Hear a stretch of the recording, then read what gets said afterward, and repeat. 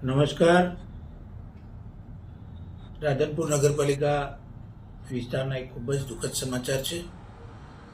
રાધનપુર નગરપાલિકા વિસ્તારમાં મસાલી રોડ ઉપર સરસ્વતી નગરમાં રહેતા બેન શ્રી નર્મદાબેન બિપિનભાઈ પ્રજાપતિ ગઈકાલ સાંજે 7 વાગે રોડ ઉપરથી પસાર થતા હતા ત્યારે નગરપાલિકાના ભૂલના કારણે ખુલ્લી ગટરો હોવાથી તેમાં પડી જવાથી તેમને ગંભીર ઇજાઓ થઈ અને તેમનું મૃત્યુ થયું છે.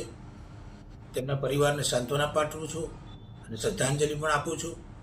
પરમ પરમાત્મા તેમના આત્માને મોક્ષ આપે તેવી પ્રાર્થના પણ કરું છું.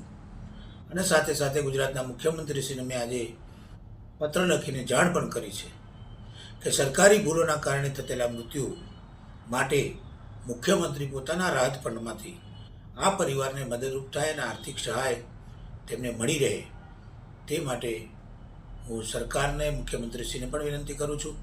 અને સાથે જણાવું છું કે ગુજરાતમાં ઘણી બધી નગરપાલિકાઓમાં આજે ખુલ્લી ગટરોમાં પાણી જઈ રહ્યું છે, ત્યારે આગામી બજેટમાં સ્પેશિયલ બજેટ ફાળવીને આ ગટરો લોકોની સુવિધાઓ માટે વ્યવસ્થિત કરવામાં આવે અને સરકારમાં સ્પેશિયલ ગ્રાન્ટો ફાળવે તે મારી વિનંતી છે, જેથી જાનમાલનું પ્રજાને નાગરિકોને નુકસાન ના થાય. એ જ મારી વિનંતી છે. જય હિન્દ, જય ભારત, જય જય ગરવી ગુજરાત.